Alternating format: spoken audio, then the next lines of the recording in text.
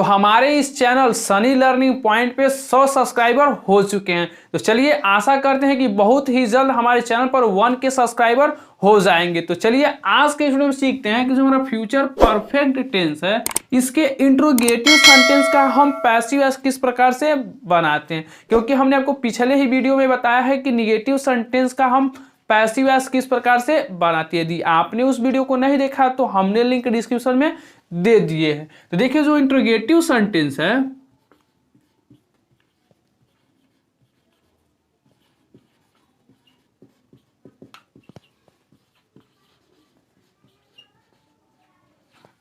Sentence, तो इसका passive voice बनाने का जो फार्मूला है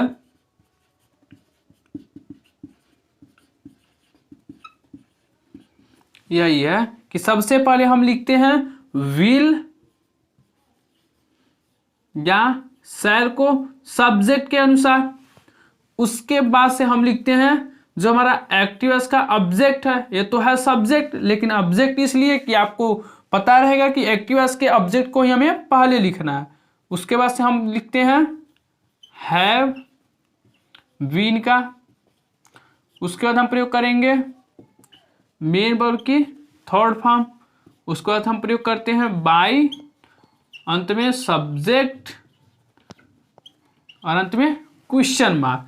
तो हमारा फार्मूला क्या है कि सबसे पहले हम चुनाव करते हैं सब्जेक्ट के अनुसार कि विल का प्रयोग करें या शैल का। उसके बाद से हम प्रयोग करते हैं हैव बीन का। उसके बाद से मेन वर्ब की थर्ड फॉर्म को लिखते हैं। उसके बाद से बाय, और अंत में जो हमारा एक्टिव वॉइस का सब्जेक्ट होता है उसको हम ऑब्जेक्ट बनाते हैं। तो चलिए पहला एक्टिव वॉइस लेते हैं और उसका हम पैसिव वॉइस बनाते हैं।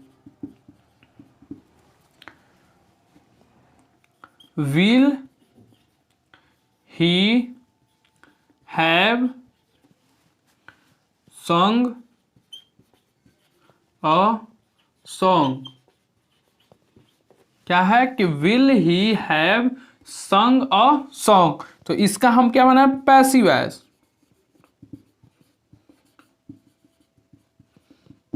तो क्या होगा, तो अ सॉन्ग हमारा सब्जेक्ट बनेगा, तो इसके अनुसार हम किसका प्रयोग करेंगे, तो विल का ही, क्योंकि क्वेश्चन वर्ड में विल ही लिखेंगे। उसके बाद से अ सॉन्ग, उसके बाद हम किसका प्रयोग करेंगे, तो हैव बीन का।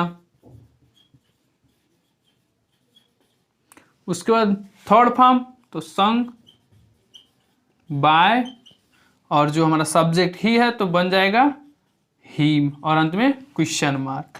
क्योंकि यह जो सेंटेंस है इंट्रोगेटिव सेंटेंस में है तो पैसिव वॉइस भी इंट्रोगेटिव सेंटेंस में ही होगा। तो इस प्रकार से हमने पैसिव वॉइस बनाया कि will a song have been sung by him. तो चलिए दूसरा एक्टिव वॉइस भी लेते हैं और उसका भी हम पैसिव वॉइस बनाते हैं।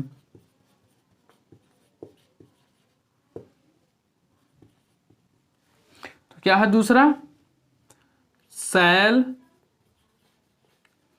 We have eaten orange. Orange क्या है कि shall we have eaten orange, तो इसका हम बनाए पैसिव वॉइस। तो क्या होगा, तो ऑरेंज हमारा सब्जेक्ट बनेगा, तो उसके अनुसार हम किसका प्रयोग करेंगे, तो शैल के जगह हम किसका प्रयोग करेंगे, तो विल का, क्योंकि हमारा जो सब्जेक्ट बन रहा है वो आई या वी नहीं बन रहा है, इसलिए हम किसका प्रयोग किए, तो विल का। विल ऑरेंज, उसके बाद हम किसका प्रयोग करेंगे, तो हैव बीन का। उसके बाद हम किसका, तो थर्ड फॉर्म तो ईटेन।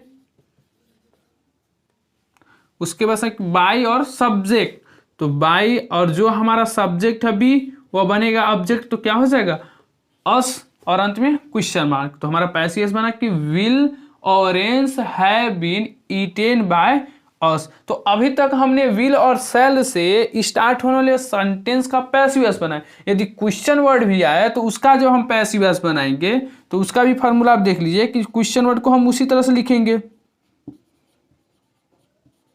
उसके बाद हम प्रयोग करते हैं विल या शैल का सब्जेक्ट के अनुसार।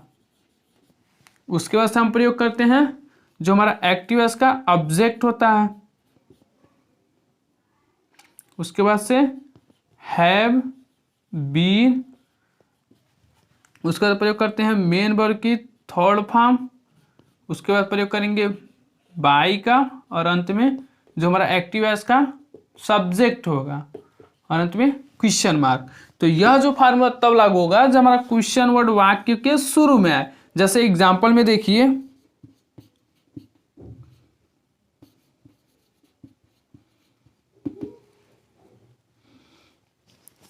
Who will have done this work. क्या है कि who will have done this work. तो इसका हम पैसिव वॉइस बनाएं, तो आप जानते हैं कि हु को हम किस में बदलते हैं, तो बाई हुम में। तो हो जाएगा बाई हुम। ठीक, क्वेश्चन वर्ड हो गया। उसके बाद से हम पता करेंगे सब्जेक्ट, तो क्या है दिस वर्क। उसके अनुसार हम किसका प्रयोग करेंगे, तो विल का ही, विल दिस वर्क। उसके बाद किसका प्रयोग करेंगे, तो हैव बीन डन बाय, और यहाँ पे सब्जेक्ट हमारा नहीं है तो इसलिए हम डन तक ही रहने देंगे। तो क्या हो जाएगा पैसिव वॉइस कि by whom will this work have been done. तो इस प्रकार से हम एक्टिव वॉइस को पैसिव वॉइस बनाते हैं। तो चलिए चौथे नंबर का एक्टिव वॉइस आपके लिए,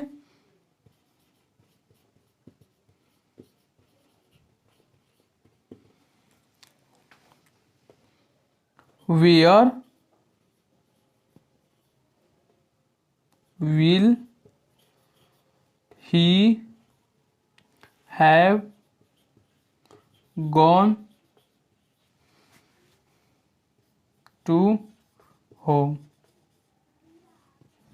इसका पैसिव वॉइस आप बनाइए और हमें कमेंट करके बताइए। चलिए मिलते हैं नेक्स्ट वीडियो में, और उसमें सीखेंगे कि जो हमारा इंट्रोगेटिव नेगेटिव सेंटेंस है उसका पैसिव वॉइस किस प्रकार से हम बनाते हैं।